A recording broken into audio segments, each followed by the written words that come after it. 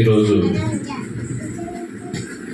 ఒక మంచి విషయాన్ని వాక్యం నుండి మనం నేర్చుకునే ప్రయత్నం చేయాలి. అదేంటంటే సంఘ క్షేమాభివృద్ధికై సంఘ సభ్యుని పాత్ర ఏంటండి? సంఘ క్షేమాభివృద్ధికై సంఘ సభ్యుని పాత్ర. సంఘం అభివృద్ధి చెందాలి అని ప్రతి ఒక్కరికి ఉంటుంది, అవునా కదండి? ప్రతి సంఘము కూడా గొప్పగా ఉండాలి అని, మంచి పరిచర్య జరగాలి అని, ఆ సంఘంలో అనేకులు ఉండాలి అని అందరికీ ఆశ ఉంటుంది. ఉంటుందంటారా ఉండదంటారా? మరి దానికి కారకులు ఎవరు? సంఘం అభివృద్ధి పదం వైపు నడవాలి అంటే సంఘ సేవకుని కంటే సంఘ సభ్యుల మీదే ఎక్కువ భారం ఉంటుందన్నమాట. చాలామందికి తెలియని విషయం ఏంటంటే సంఘ బాధ్యత అంతా కూడా, సంఘ అభివృద్ధి అంతా కూడా సేవకునిదే అనుకుంటారు చాలామంది. కానీ కాదు,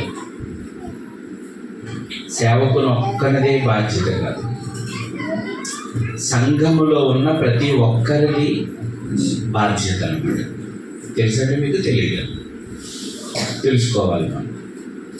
ఎలా అండి అని మీరు నన్ను అడిగితే,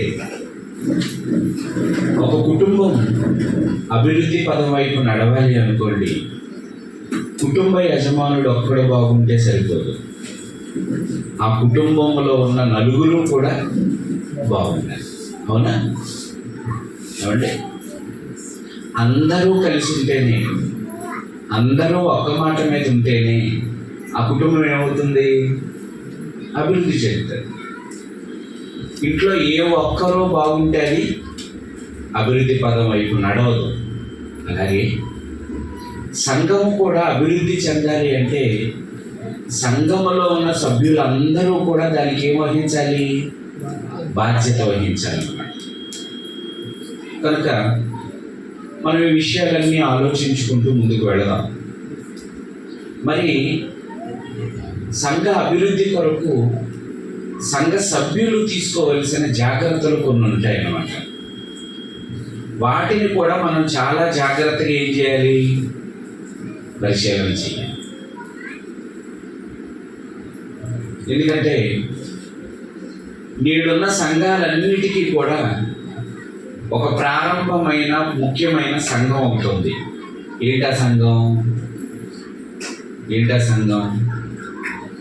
ఇప్పుడున్న సంఘాలన్నిటికీ కూడా మార్గదర్శిగా, తలమానికంగా ఒక సంఘం ఉంది బైబిల్లో. ఏంటా సంఘం? ప్రారంభ సంఘం, యెరూషలేము సంఘం. ఆ ప్రారంభ సంఘాన్ని మాదిరిగానే మన సంఘాన్ని కూడా మాదిరిగా చేసుకోవాలి.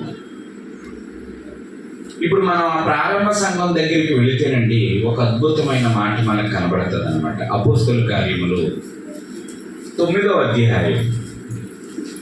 అపోస్తలుల కార్యములు 9వ అధ్యాయము 31వ వచనాన్ని చదువుకుందామండి. అపోస్తలుల కార్యములు 9వ అధ్యాయము 31వ వచనం. కావున యోదయ, గలిలయ, సమరయ. ఆగుదామండి ఇక్కడ. యోదయ, గలిలయ, సమరయ. ఇవి పట్టణాలు కాదు, రాష్ట్రాలు కాదు, జిల్లాలు కాదు, మండలాలు కాదు, తాలూకాలు కాదు. ఇవేంటో తెలుసా? దేశాలు. దేశం అంటే తెలుసా మీకు? ఉరుకుందా? దేశం అంటాడు ఎవడన్నా? గ్రామం. ఈ ఉరుకుందనే గ్రామం ఎక్కడుంది? కౌతాళం మండలంలో ఉంది. కౌతాళం మండలం ఎక్కడుంది? కర్నూలు జిల్లాలో ఉంది. కర్నూలు జిల్లా ఎక్కడుంది? ఆంధ్రప్రదేశ్లో ఉంది. ఆంధ్రప్రదేశ్ ఎక్కడుంది? భారతదేశంలో ఉంది. అవునండి. అంటే ఊరంటే చాలా చిన్నది, దేశం అంటే చాలా పెద్దది. ఇప్పుడు సంఘం ఊర్లలో విస్తరించలేదట. ప్రారంభ సంఘం ఎక్కడెక్కడ విస్తరించిందట? దేశాలకి విస్తరించిపోయిందట. అవునండి, దేశాలకి. ఇంతకీ ప్రారంభించబడింది ఎప్పుడు? ఏమండి, ఎవడైనా ఒక కంపెనీ పెట్టాడు అనుకుందాం. పొల్లారెడ్డి స్వీట్స్ ఉంది, మీకు తెలుసా? పొల్లారెడ్డికి 3 బ్రాంచ్లు ఉన్నాయి. తెలుసా మీకు? ఎందుకంటే నాకు పొల్లారెడ్డి స్వీట్ అంటే చాలా ఇష్టం, వచ్చినప్పుడల్లా కొనుక్కుంటాను. పొల్లారెడ్డికి 3 బ్రాంచ్లు, 2 బ్రాంచ్లు ఉన్నాయి. ఎక్కడ? మెయిన్ హెడ్ ఆఫీస్ ఎక్కడో తెలిసింది, అది కర్నూలు. మరో బ్రాంచ్ ఆఫీస్ ఎక్కడో తెలుసండి, హైదరాబాద్. మరో బ్రాంచ్ ఆఫీస్ ఎక్కడో తెలుసండి, అమెరికాలో. పొల్లారెడ్డి స్వీట్స్ ఎక్కడెక్కడ ఉంటాయి తెలుసా? కర్నూలులో దొరుకుతాయి, హైదరాబాద్లో దొరుకుతాయి, అమెరికాలో దొరుకుతాయి. ఇంకెక్కడ దొరకవు. విశాఖపట్నంలో లేదు, రాజమండ్రిలో లేదు, కాకినాడలో లేదు, తిరుపతిలో లేదు, మహారాష్ట్రలో లేదు, బెంగళూరులో లేదు, చెన్నైలో లేదు, ఎక్కడా లేవు. డైరెక్ట్ ఎక్కడ పెట్టాడు? పట్టుకెళ్ళి హైదరాబాద్లో, అమెరికాలో పెట్టాడు. ఏమండి, ఒక కర్నూలులో స్థాపించబడిన చిన్న స్వీట్ కొట్టు అమెరికా దాకా వెళ్ళిందంటే గొప్ప విషయం అంటారా కాదంటారా? మాట్లాడాలి మీరు, అంతా నాకు చెప్పాలి. మీరు ఏదో బెల్లం తిన్న వాళ్ళలాగా కూర్చుంటే కాదు. ఏమండి, ఒక కర్నూలులో స్థాపించబడిన ఒక పొల్లారెడ్డి స్వీట్ అనే ఒక చిన్న షాపు ఇప్పుడు ఎక్కడ దొరుకుతుంది? అది అమెరికా దాకా విస్తరించింది.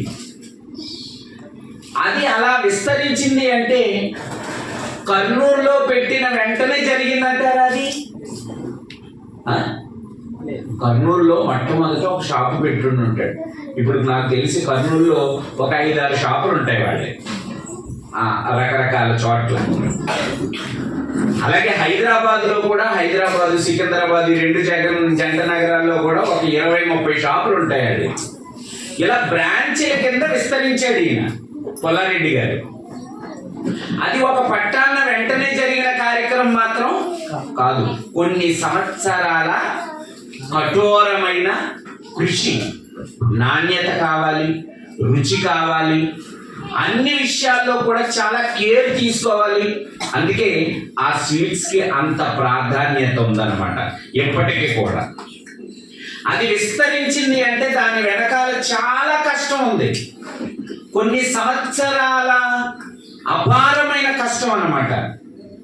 మరి భూమి మీద ఒక షాపు విస్తరించాలి అంటే, ఒక బిజినెస్ పలు చోట్ల ప్రారంభించాలి అంటే వాడు ప్రజల్లోకి వెళ్ళాలి, ప్రజల మన్ననలు పొందాలి, ప్రజల మధ్య నమ్మకాన్ని సాధించాలి.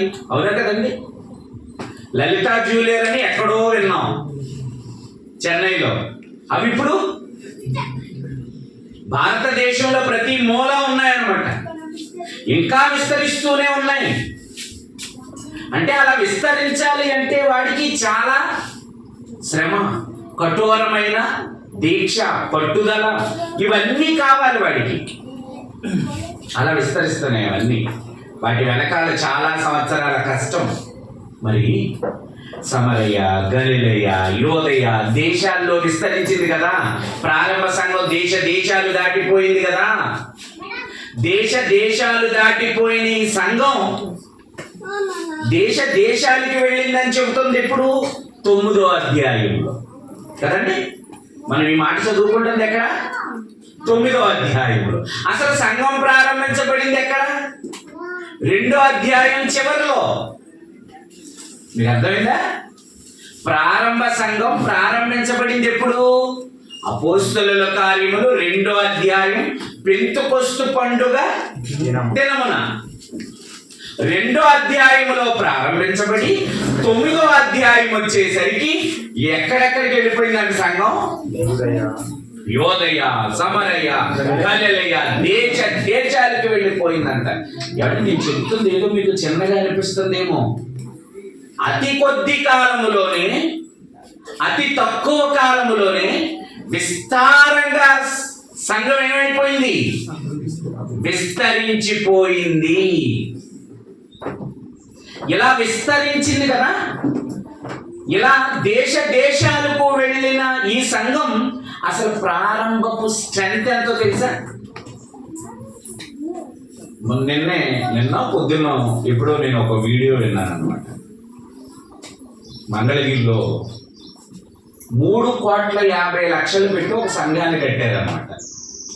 3,50,00,000తో కడితే అది కట్టి ఇంకా 1.5 year కూడా అవ్వలేదు. ఫస్ట్ యానివర్సరీ చేసుకున్నారు అంతే.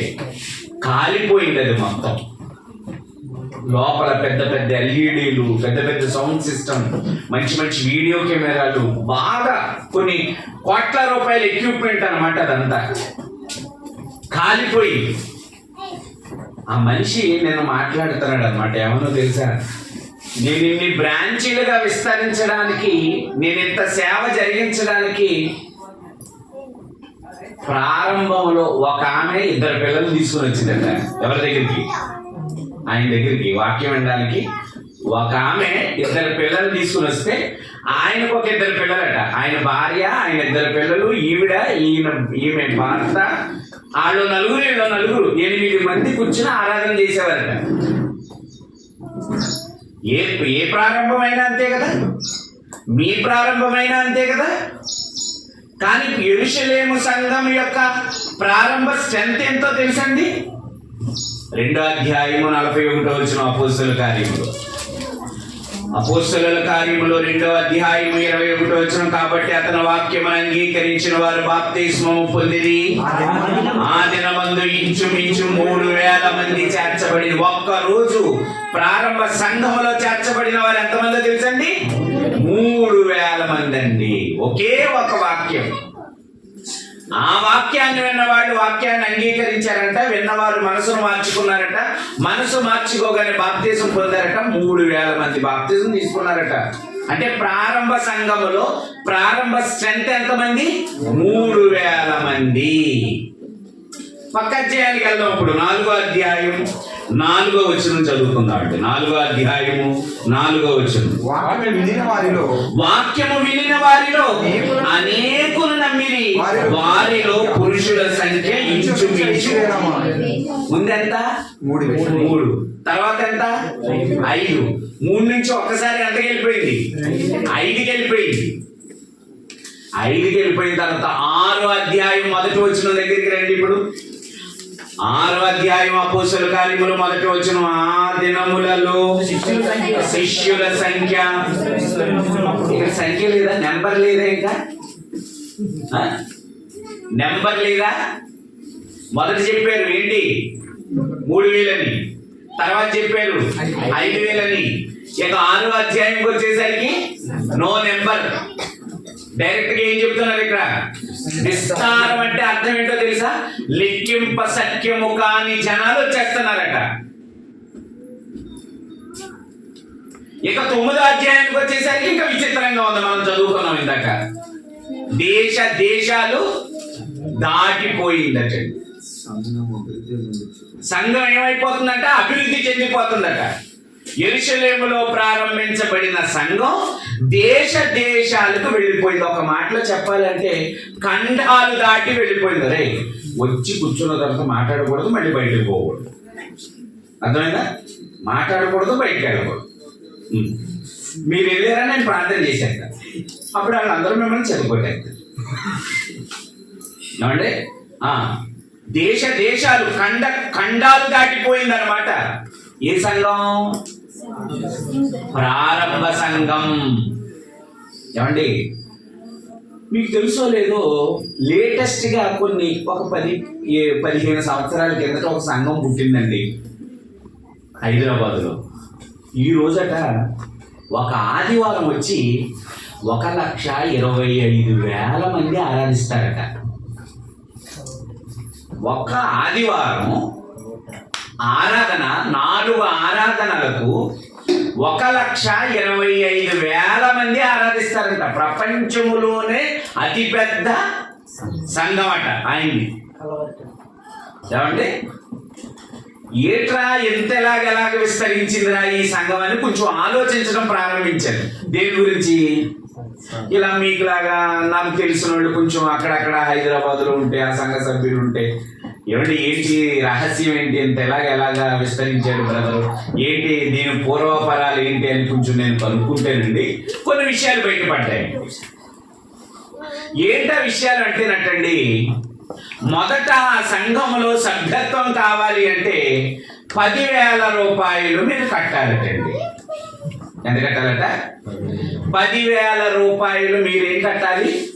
సభ్యత్వం కొరకు కట్టాలి. అప్పుడు మీకు ఏం చేస్తారంటే ఒక ఐడి కార్డు ఇస్తారనమాట. మీ పేరు మీద ఒక ఐడి కార్డు ఇస్తారు.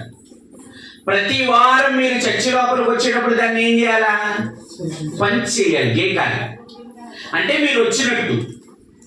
ఒకవేళ మీరు స్వైప్ చేయలేదనుకోండి, అక్కడ మీకు వెంటనే మీరు ఎన్నో ఆరాధనకు వస్తారో కూడా దాంట్లో ఉంటుంది అనమాట. మొదటి ఆరాధనకు వస్తారా, 2కి వస్తారా, 3కి వస్తారా, 4కి వస్తారా. అప్పుడు మీరు ఫలానా ఆరాధనకు వచ్చేయాలి. రాకపోతే మీకు వెంటనే వచ్చేస్తుంది. అప్పుడు ఫోన్ చేస్తారు, చూసారా డబ్బులు ఇవ్వకపోతే అలా ఫోన్ చేస్తారనమాట మన దగ్గర. అప్పుడు నీరసంగా ఉందను, ఇంకోలాగా ఉందను, ఏదో కారణాలు చెప్తారు కదండి, అలా కాల్ చేస్తారు. ఇంకా బెనిఫిట్ ఏంటంటే మీ పుట్టినరోజుకి కేక్ పంపిస్తారు, మీ పెళ్లి రోజుకి కేక్ పంపిస్తారు, ఒక వాగ్దానపు కార్డు పంపిస్తారు. ఏమండి, ఒక వాగ్దానపు కార్డు పంపిస్తారు. ఒకవేళ సమ్ పర్సన్, ఆ సభ్యత్వం తీసుకున్న పర్సన్ చచ్చిపోయాడు అనుకోండి, పెట్టి ఆయనే పంపుతారట. ఆ పెట్టికి కట్టే గుడ్డ ఆయనే పంపుతారట. సమాధికి గొయ్యి వాళ్లే తీపిస్తారట. పాస్టర్ గారు వచ్చి సమాధి కార్యక్రమం అంతా చేస్తారట. ఆఖరికి సమాధి అంతా చేసేసిన తర్వాత నెత్తి మీద ఏం గుచ్చుతారట? ఇప్పుడు సిలువు కూడా గుచ్చి వెళ్ళిపోతారట. పువ్వులు కూడా వాళ్లే తెస్తారట. అగరబత్తీలు కూడా వాళ్లే తెస్తారట. మనకి ఏ విధమైన పని లేదట. ఇక మీ పిల్లదో పిల్లోడిదో పెళ్లి చేయాలనుకున్నారు అనుకోండి, ఆ బెత్తలహేమ్ హాల్ అనే దాన్ని, ఫంక్షన్ హాల్ని కేవలం 50% ఆఫర్తో మీకు ఏం చేస్తారు? రెంట్కి ఇస్తారు. ఏమంటే ఇప్పుడు ఇన్ని ఆఫర్లు ఉన్నవాడు వెళ్తాడా వెళ్ళా? ఎక్కడేం ఆఫర్ ఉంది మీకు? ఇంకేంటి చెప్పమంటారా? ప్రతి ఆదివారం మెడికల్ టెస్టులన్నీ ఫ్రీ అంట అక్కడ. ఎందుకంటే కొత్తగా హాస్పిటల్ కట్టాడు కదా, మరి కొత్తగా హాస్పిటల్ కట్టాడు, స్కూల్ కట్టాడు. ఈ చర్చిలో ఉన్న వాళ్ళు ఎవరైనా సరే వాళ్ళ పిల్లల్ని అక్కడ చదివించాలి అంటే ఫీజులో 50%. బయట మీ పిల్లడికి 12,000 తీసుకుంటున్నారు అనుకోండి, అక్కడ కేవలం 7,000 పెట్టి చదివించవచ్చు.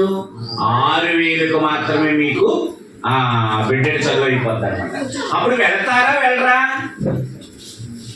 వెళ్తారా వెళ్ళరా? ఈజీగా వెళ్తాడు ఎవడైనా. అవండి, ఇప్పుడు సభ్యత్వం 10,000 కడితే వచ్చేది నిజమేనా అనేది మన పాయింట్ అన్నమాట. అంతే కదా? సంఘంలో సభ్యత్వం ఎలా వస్తుంది? ఇప్పుడు ఈ 10,000 కట్టినోడటండి, ఇంపార్టెంట్ విషయం ఏంటంటే 4 వారాలు చర్చికి వెళ్ళడం మానేసారు అనుకోండి, సభ్యత్వం ఏమైపోద్దట? రద్దు అయిపోద్దట. ఇంకా 10,000 పోయిందా? నీకేమి రాదు ఇంకా అక్కడి నుంచి. ఏమండి, ఇలాగే పాపం తెలియక సభ్యత్వం తీసుకున్న ఒక ఆయన, నాకు తెలిసిన ఆయన మంచాన పడినోడు ఏమెళ్తాడండి ఇంక చర్చికి? చచ్చిపోగానే వాడు మనవాడు ఫోన్ చేశాడట. ఎక్కడికి? ఆ టెంపుల్కి ఫోన్ చేసి, అయ్యా మా తాతగారిది మీ దగ్గర సభ్యత్వం ఉంది, మరి మీరు వ్యాను పాస్టర్ గారిని ఆడని ఏమని పంపించేస్తే మా ఓడిని గోతులు పెట్టేస్తాం, పంపించేయండి బాబు అన్నారు. అనగానే షాలోమ్, ఒక 5 నిమిషాలు మీరు వెయిట్ చేయండి, మీ కార్డ్ నెంబర్ చెప్పండి అన్నారట. అని చక్కగా ఆడి కార్డ్ నెంబర్ అన్నీ చెప్పిన తర్వాత అన్నారట, సాగుకోబు చాలాగా చెప్పారట, ఈ కార్డు మనుగడలో లేదు, చచ్చిపోయి చాలా కాలం అయింది, కనుక మీ పెట్టి మీరే కొనుక్కోండి, మీ గొయ్యి మీరే తవ్వుకోండి, మీ పూలు మీరే తెచ్చుకోండి, అన్నారు. చూసారండి, దుర్మార్గం, మోసం, అన్యాయం, అక్రమం. బైబిల్లో ఎక్కడా కూడా డబ్బులు కడితే సభ్యత్వం వచ్చినట్టుగా ఎక్కడా లేవు. ఏ సంఘములో కూడా సంఘ స్థాపన ఎక్కడ జరిగినా కానీ ఏ సంఘములో కూడా ఏం ప్రకటించలేదు. ఏమని మీకు చెప్పింది, మీరు నిజంగా ఆలోచించండి. బ్రాండెడ్ కంపెనీస్ ఉంటాయండి. బ్రాండెడ్ కంపెనీస్ లో ఎక్కడైనా ఆఫర్ ఉంటుందా? మీరు చెప్పండి, ఉంటుందా? ఉంటుందా ఆఫర్? ఎలా ఉంటుందో తెలుసా? అది 50,000 పెడతాడు. 50,000 పెట్టి 10% పెట్టాడు. అవునా కదా? అంటే వాళ్ళు ఇచ్చే ఆఫర్ కూడా ఎలా ఉంటుంది? పెద్దగానే ఉంటుంది. కనుక పెద్దగా మనలాంటి వాళ్ళు ఆ షాపులకి వెళ్ళను. 1 కొనండి, 2 పట్టుకెళ్ళండి, 1 కొనండి, 3 పట్టుకెళ్ళండి అంటే మనం ఏం చేస్తాం? ఎగబడుతూ ఉంటాం తప్ప. ఏమంటే బ్రాండెడ్స్ ఎవరు కూడా పెద్దగా ఏం చేయరు. ఆఫర్లు వాళ్ళు. దేవుడు కూడా ఆఫర్ పెట్టి సంఘాన్ని నింపుకోవలసినంత అవసరం ఆయనకి లేదట. ఒక వ్యక్తికి సంఘంలో సభ్యత్వం ఎలా వస్తుందో మనం చదువుకున్న మాటలోనే చెప్పాడు. ఒకసారి మళ్ళీ చదువుకుందాం జాగ్రత్తగా. అపోస్తలుల కార్యములు 2వ అధ్యాయం 41వ వచనం. అతని వాక్యం అంగీకరించిన వారు బాప్తిస్మం పొంది, అంటే ముందు వాక్యాన్ని విన్న తర్వాత విన్న వాక్యాన్ని ఏం చేయాలి? అంగీకరించాలి. అంగీకరించిన తర్వాత నువ్వేం పొందాలి? బాప్తిస్మము పొందాలి. బాప్తిస్మము పొందిన వెంటనే నీకు సభ్యత్వం వచ్చేస్తుంది అనమాట. ఎక్కడ? సంఘం. దేవుని సంఘములో నీకు సభ్యత్వం దేని ద్వారా వస్తుంది? వాక్యము ద్వారా వస్తుంది. విన్న వాక్యాన్ని నువ్వేం చేయాలి? మొదట అంగీకరించాలి. అంగీకరించిన తర్వాత నువ్వేం చేయాలి? ఇక్కడ ఏమంటే నేను వేరే సంఘంలో బాప్తిసం తీసుకున్నానంటే మీ సంఘానికి వస్తానంటే మీ కార్డు ఎవరండి? ఇక్కడ ఖచ్చితంగా మీరు ఆ సంఘ సభ్యులు అవ్వాలి అంటే 10,000 రూపాయలు ఖచ్చితంగా ఏం చేయాలి? కట్టి తీరాలి. అది అక్కడున్న రూల్. కానీ ఇక్కడున్న రూల్ ఏంటో తెలుసా? వాక్యాన్ని వినాలి. విన్న వాక్యాన్ని ఏం చేయాలి? అంగీకరించాలి. అంగీకరించిన తర్వాత నువ్వేం చేయాలి? బాప్తిస్మము పొందాలి. బాప్తిస్మము పొందిన వెంటనే నేను ఎక్కడ జాయిన్ చేస్తారు? ఇప్పుడు సంఘములో జాయిన్ చేస్తారు. సంఘములో నిన్ను ఎందుకు జాయిన్ చేశారు తెలుసు? ఇప్పుడు జాయిన్ అయిన నువ్వు సంఘాన్ని ఏం చేయాలి? ఇప్పుడు అభివృద్ధి పరిచే బాధ్యత సంఘ సభ్యునిగా నీ మీదే ఉంది. మీరు ఎప్పుడైనా కొన్ని బిజినెస్ల గురించి విన్నారా? ఏంటది? ముందు మనం జాయిన్ అవుతామంట. మనం జాయిన్ అయిన తర్వాత ఏం చేయాలట? ఇంకొక 2 జాయిన్ చేయాలి. సేమ్ ఇదేది నిజమండి. సంఘాన్ని విస్తరింపజేసే బాధ్యత, సంఘాన్ని అభివృద్ధి పరిచే బాధ్యత ఎవరిది అనుకుంటున్నారు? సంఘ సభ్యునిది. ఎలా జరిగిందో చూద్దాం. అపోస్తలుల కార్యములు 2వ అధ్యాయం 44వ వచనం. అపోస్తలుల కార్యములు 2వ అధ్యాయము 44వ వచనం. విశ్వసించిన వారందరూ ఏకముగా కూడి, అది అసలు సంఘములో ఉన్న ప్రతి ఒక్కరూ కూడా ఎలా ఉండాలి? ఏకభావముతో ఉండాలి. ఏకముగా కూడుకొని ఉండాలి. ఒకటి యజ్ఞం అంటే ఇంకొకటి తిద్యం అనకూడదు. అంతేనా? ఇప్పుడు నువ్వు వింటావు, నేను తింటావు అన్నావు అనుకో, ఏమవుద్ది? కుటుంబం బాగుండాలి అంటే భార్య, భర్త, పిల్లలు అందరూ ఏ మాట మీద ఉండాలి? భార్య మాట భార్యది, భర్త మాట భర్తది, పిల్లల మాట పిల్లలది అనుకో, ఏమవుతుంది?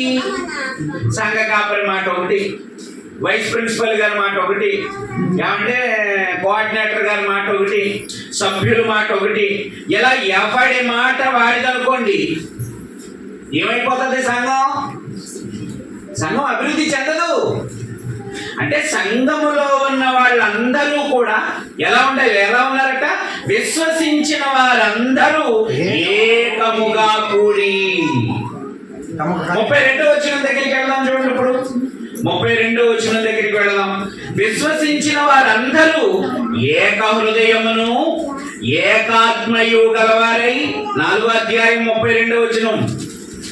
అపోస్తలుల కార్యములు 4వ అధ్యాయం 32వ వచనం. విశ్వసించిన వారందరూ ఏక హృదయమును ఏకాత్మయు గలవారయ్యుండి ఎలా ఉన్నారట?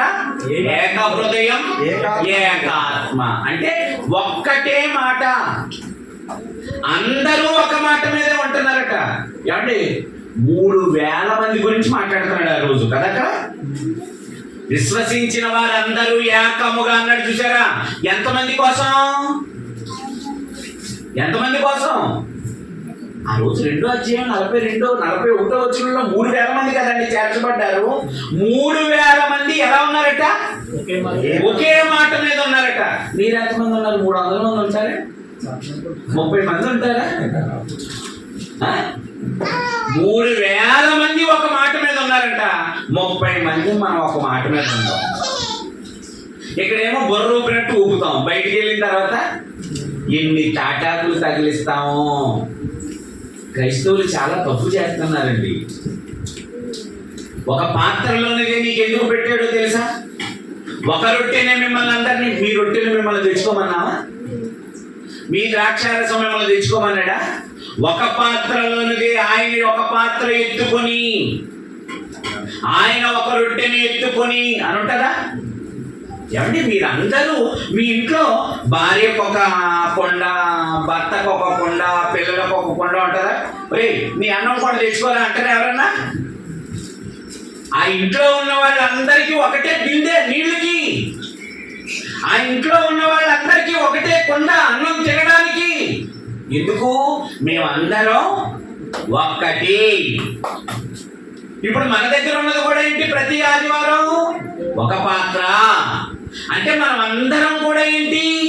ఒక్కటి. కానీ మనం ఒకటిగా ఉంటున్నామా? ఆవిడకి వందనాలు చెప్తాం, ఈవిడికి వందనాలు చెప్పాం, ఆయనకి వందనాలు చెప్తాం, తనకి వందనాలు చెప్పాం. ఏంట్రా ఆయనకి చెప్పావు ఈయనకి చెప్పలేదంటే నీకు ఆడి గురించి తెలుసు, పర్సనల్ గా మాట్లాడాలి మన ఇద్దరం అంటాడు. ఏంటి నువ్వు పర్సనల్ గా మాట్లాడి చచ్చేది? తప్పండి. అలా చేయకూడదండి, అలా ఉండకూడదండి. మనం అలా ఉంటున్నందుకే నేడున్న సంఘాలు అలా ముద్దుబారిపోయినట్టున్నాయే. కనుక సంఘాలు అభివృద్ధి పదం వైపు మాత్రం సంఘాలు అభివృద్ధి చెందలేకపోవడానికి సంఘములో ఉన్న సభ్యులే ప్రధానమైన కారణం. ఎందుకంటే సభ్యుల మధ్య సఖ్యత అనేది లేదు. విశ్వసించిన వారందరూ ఎలా ఉన్నారట? ఏక హృదయమును ఏకాత్మ.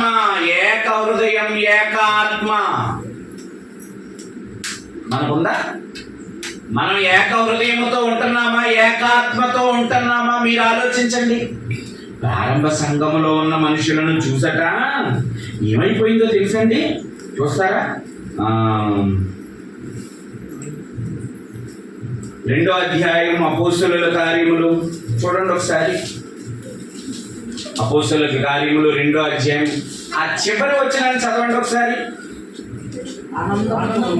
ఆనందముతోను నిష్కపటమైన హృదయముతోను ఆహారము పుచ్చుకొనుచుండిరి, మరియు ప్రభు రక్షణ పొందుచున్న వారిని. అది ఏం జరిగిపోతుందట? ఆ 3,000 మంది దగ్గర ఉన్నదేంటో తెలుసా? ఆనందముతోను నిష్కపటమైన హృదయముతోను. అంటే ఎవ్వడి మధ్య ఏమి లేదు, ఎవడికి బాధ లేదు, ఎవడికి దుఃఖం లేదు. అక్కడ సంతోషముతోను ఆనందముతోను నిష్కపటమైన హృదయముతోను ఉన్నారట వాళ్ళందరూ. ప్రభువట అనేకులను దినము కూడా ఏం చేస్తున్నాడట? చదవండి ఆ మాట, ఆ పై మాట. ఆనందముతోను నిష్కపటమైన హృదయముతోను ఆహారం పుచ్చుకొనుచుండిరి, మరియు ప్రభు రక్షణ పొందుచున్న వారిని అనుదినము వారితో చేర్చుకొనెను. ప్రారంభ సంఘములో సభ్యులు అనుసరిస్తున్న తీరును చూసటండి. మీ సంఘానికి మేము వచ్చేస్తాం, మీతో మేము కలిసిపోతాం, మీ దగ్గరికి మేము వచ్చేస్తాం, మీతో కూడా మేము ఉంటామంటున్నారట. ఎవరు? బయట ఉన్నవాళ్ళు లోపల ఉన్న సంఘాన్ని చూసి మనల్ని ఏమంటున్నారు? బాబాయ్ వాళ్ళ దగ్గర ఎప్పుడు ఏంటండి గొడవలండి బాబు, ఆడలో ఆడకే పడదండి, మనమే ఏం చేస్తామండి అక్కడ. చూసారా? అంటే మన సంఘం అభివృద్ధి చెందలేకపోవడానికి కారణం ఎవరు? మనమే. ఏమంటే ఒక విషయం చెప్తానండి, ఇంట్లో బోల్డ్ సమస్యలు ఉంటాయండి. ఎవరికైనా చెప్తామా మనం? ఇంట్లో బోల్డ్ సమస్యలు ఉంటాయి, ఎవరికైనా చెప్తావా నువ్వు? చెప్పవు. ఒకవేళ ఎప్పుడైనా నీ భర్త గట్టిగా అరుస్తున్నాడు అనుకో, రోడ్డు మీద మాట్లాడుతున్నాడు అనుకో, ఏమంటారో తెలుసా? చక్కని భార్య ఏమంటారో తెలుసా? అయ్యా బయట మాట్లాడతాయ్యా, నువ్వేం మాట్లాడాలని ఎక్కడికి వచ్చి మాట్లాడు, లోపలికి వచ్చి మాట్లాడయ్యా, నలుగురు వింటారయ్యా, పరువు పోతుందయ్యా. దయచేసి కుటుంబాన్ని ఎక్కడ పెట్టుకో, నువ్వు రోడ్డు మీద పెట్టకయ్యా, నా మాటినయ్యా. అవునా? నీ ఇంట్లో ఉన్న చిన్న సమస్య నువ్వేం చేసుకుంటావు? ఏం చేసుకుంటావు? పక్కనున్న తోటి కోడలకు కూడా తెలియకుండా ఉండాలనుకుంటావు కదా. నీ ప్రసంగం ఏంటో మాకు. నీ ఇంట్లో నీ భార్యకి భర్తకి మధ్య ఉన్న నీ సమస్య నీ ప్రక్కనున్న తోటి కోడలకు కూడా ఏం చేయకూడదు? తెలియకూడదు. మన గుట్టేవాడికి తెలియకూడదు. కానీ సంఘంలో ఏదైనా చిన్న సమస్య ఉందనుకోండి, పట్టికేళ్ళు మనమే బజారు మీద పెడతా ఉంటాం, పట్టికేళ్ళు మనమే రోడ్డు మీద పెడుతూ ఉంటాం. కాదా? కాదా చెప్పండి? సంఘానికి రాని వాడి దగ్గర కూడా మన సంఘంలో ఉన్న సమస్యలు వాడి దగ్గర ఉంటాయి. ఎందుకు వెళ్ళింది? ఎవడు పట్టుకెళ్ళాడు? ఎక్కడున్నోడే ఎవడో అక్కడ పేల్చాడు. అంటే ఈ కుటుంబం మీద వాడికి గౌరవం లేదా? ఈ ఇంటి మీద వాడికి గౌరవం లేదా? ఆలోచించండి ఒకసారి. నీ కుటుంబ పరువు, నీ ఇంటి పరువు నువ్వు బజార్ని పెట్టుకుంటావా? సమస్య ఉన్నా సమస్య లేనట్టుగా బ్రతుకుతారు సరైన వాళ్ళు కదండి. ఏంటమ్మాయి నన్ను ఏదో గొడవ జరిగిందంటే ఏంటంటే, అప్పుడు ఏం లేదండి అత్తయ్య గారు, ఏదో మా ఊరు ఏదో అరుస్తున్నాడు కదా నీ మీద అంటే, అప్పుడు ఏం లేదండి బాబు. చూసారా? సమస్య ఉన్నా లేదని చెప్తుంది ఒక తల్లి. ఎందుకు? ఆ కుటుంబ పరువును బయట పెట్టకూడదని. ఏమంటే మీ కుటుంబం గొప్పదా సంఘం గొప్పదా చెప్పండి నాకు. ఏమంటే సంఘమే గొప్పది. ఎందుకో తెలుసా? ఎక్కడ మనం ఆత్మీయులమే, ఈ లోకాన్ని విడిచిపెట్టిన తరువాత కూడా మనం ఆత్మీయులమే. ఇక్కడ నా భార్య ఉందనుకోండి, ఎక్కడే నా భార్య, ఎక్కడే నా పిల్లలు, ఎక్కడే నా బంధువులు. వన్స్ నేను ఇది విడిచిపెట్టి వెళ్ళాననుకో, అక్కడికి వెళ్ళిపోయిన తర్వాత ఆడ కూడా నన్ను ఏమనాలి? నా భార్య కూడా నన్ను అన్నయ్యే అనాలి. అక్కడ ఎక్కడ మాట్లాడలే, నేను అబద్ధాలు ఏదో చెప్తున్నట్టు. నా పిల్లోడు వచ్చి కూడా జాన్ బ్రదర్ బాగున్నారా అని అడుగుతాడు అక్కడ. అంటే ఇక్కడ లోకంలో మీరు బంధాలకు విలువనిస్తున్నారే, అవి విలువైనవి కావు, అవి తెగిపోయేవి. కానీ సంఘములో బంధం ఉందే, అది తెగిపోని బంధం. తెగిపోయే బంధాలకేమో బోల్డంత వాల్యూ ఇస్తున్నాం మనం. తెగిపోని శాశ్వతమైన బంధానికి మాత్రం మన దగ్గర ఏమి లేకుండా పోయింది? విలువ లేకుండా పోయింది. ఆ రోజు వాళ్ళ మధ్య ఉన్న ప్రారంభ సంఘములో ఉన్న బంధాన్ని చూసట, వాళ్ళ మధ్యలో ఉన్న ఐక్యతను చూసట, వాళ్ళ మధ్య ఉన్న సంతోషాన్ని చూసట, వాళ్ళ మధ్య ఉన్న ప్రేమను చూసట, అనేకులు వాళ్ళతో ఏమైపోతున్నారట? కలిసిపోతున్నారట, వచ్చేస్తున్నారట, సంఘంలోనికి వచ్చేస్తున్నారట. మన సంఘానికి రాకపోవడానికి కారణం ఏంటి? మనమే స్పీడ్ బ్రేకర్లం. మన సంఘాలలోనికి సభ్యులు రాకపోవడానికి మనమే ఎవరు? స్పీడ్ బ్రేకర్లు. మనమే అడ్డురాళ్ళం, మనమే అడ్డుబండలం. ప్రేమ లేదు, ఐక్యత లేదు, సహనం లేదు, సంతోషం లేదు, ఆనందం లేదు. చాడీలు చెప్పుకుంటాం ఒకళ్ళ మీద ఒకళ్ళకి. ఎవడైనా ఒకడు నిలబడి పాట పాడాడు అనుకో, అయ్యో వీడికి వచ్చినట్టు. ఎవడైనా నిలబడి చెప్పాడు అనుకో, చెప్తాడు బాగా, ఇంటికి వెళ్ళి చూసుకోమనండి. ఇక్కడే సెటైర్లు కాదా? అనడం లేదా? మీరు అనుకోవడం లేదా? ప్రార్థన చేసిన వాడిని బట్టి, నాయన మంచి ప్రార్థన చేసావురా, సూపర్ నాయన, ఇంకా నువ్వు బాగా దేవుళ్ళు ఎదగాలి అని ఎవరైనా అప్రిషియేట్ చేయగలుగుతున్నాం మనం? ప్రార్థన చేసిన వాడికి సెట్ అయ్యారు, పాట పాడిన వాడికి సెట్ అయ్యారు, వాక్యం చెప్పిన వాడికి సెట్ అయ్యారు, దైవ సేవకుడికి సెట్ అయ్యారు. అసలు మనం సెట్ అయ్యింది ఎవరికి చెప్పు? అసలు అలా ఉంటే మన కుటుంబం బాగుపడుతుందా? కుటుంబం అంటే మన సంఘం అండి. సంఘమే మన కుటుంబం. మీరు అనుకుంటారు కుటుంబం కాదు. ఆ కుటుంబాన్ని ఏదో రోజు విడిచిపెట్టి వెళ్ళిపోవాలి. ఆ కుటుంబంలో ఉన్న సభ్యులు దేవుని కోసం బ్రతకలేదు అనుకో, వాళ్ళు మీతో కలిసి అక్కడ. కానీ ఇక్కడ దేవుని ప్రజలు వీళ్ళంతా, మనమంతా భూమి మీద కలిసి ఉండవలసిన వాళ్ళం, పరలోకంలో కూడా కలిసి ఉండవలసిన వాళ్ళం. ఇంకేమంటున్నారో తెలుసా అండి? ఇంకేమంటున్నారో తెలుసా? దేవుని చూడాలి. అపోస్తలుల కార్యములు 4వ అధ్యాయం 34వ వచనం 35వ వచనం చదువుకుందామండి. భూములైనను అపోస్తలుల కార్యములు 4వ అధ్యాయం 34, 35 వచనాలు. భూములనైనను ఇండ్లనైనను కలిగిన వారందరూ వాటిని అమ్మిన వాటి వేళ తెచ్చి అపోస్తలుల పాదముల యొద్ద పెట్టి చూపించిరి.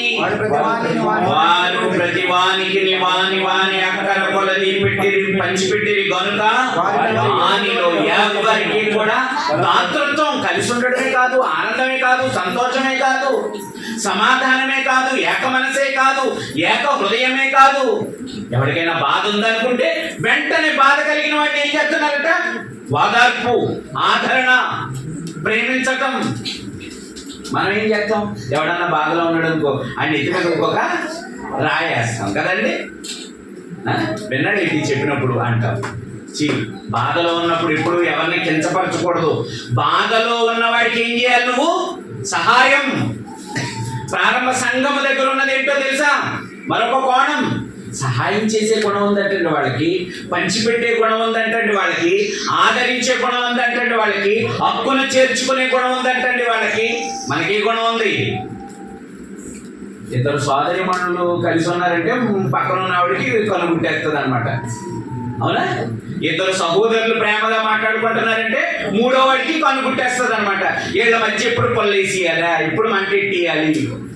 పర్సనల్ గా కలిసినప్పుడు మాట్లాడతాడు. ఏమని? ఏంటో ఈ మధ్యన మీ ఇద్దరు చాలా రాసుకుని పూసుకుని తిరుగుతున్నారు, ఆ అమ్మ గురించి నీకు అసలు సరిగ్గా తెలవదు, చూసుకో మరి, మీ ఆయనకి తెలిసిందంటే అంటది. అంతే. ఈవిడ గుండెల్లో గుబేయమంటది.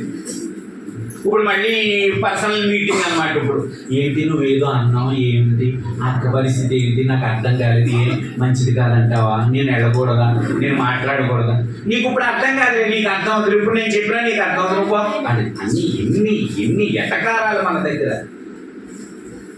ఇలా పొలలేసేవాళ్ళు, బాగున్న సంసారాన్ని పాడు చేసేసేవాళ్ళు, బాగున్న ఆత్మీయ జీవితాన్ని పాడు చేసేసేవాళ్ళు, సఖ్యతగా లేనివాళ్ళు, సమాధానంగా లేనివాళ్ళు వస్తారు. సంఘానికి వచ్చి వాక్యం చెప్తున్నాడు అనుకో, ఎట్టెట్టో చూస్తారు, అట్టట్టు చూస్తారు, ఆ ఓసాన్ని లెక్కెట్టేస్తారు.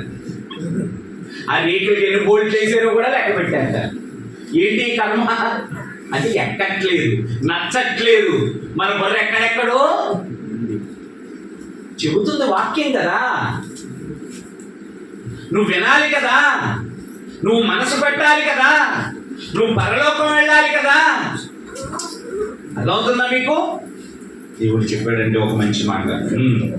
కొరింథీయులకు రాసిన మొదటి పత్రిక 11వ అధ్యాయం 16వ వచనం.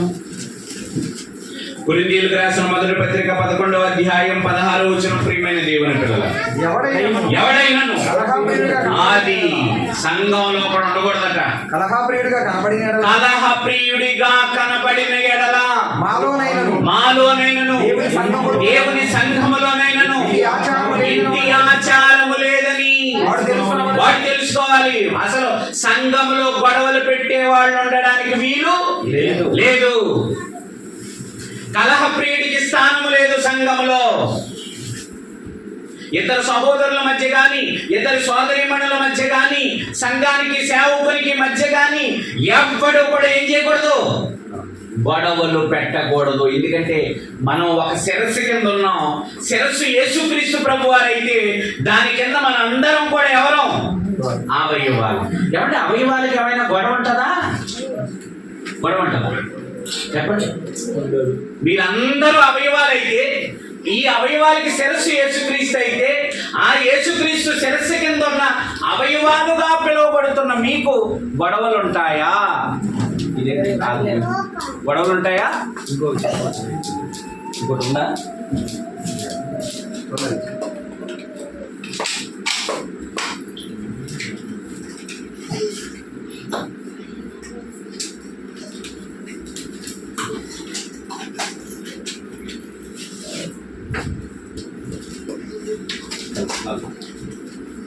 మామ సౌండ్ పెట్టలేదు. హలో హలో హలో దానికే వేసే అదే దానికి సెలవులేదు.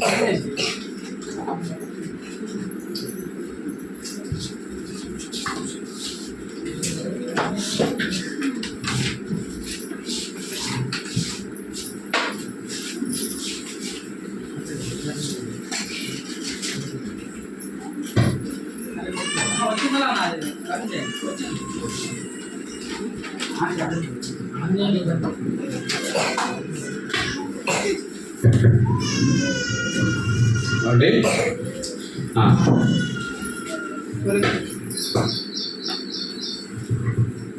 హలో ఎక్కడ ఉన్నామండి?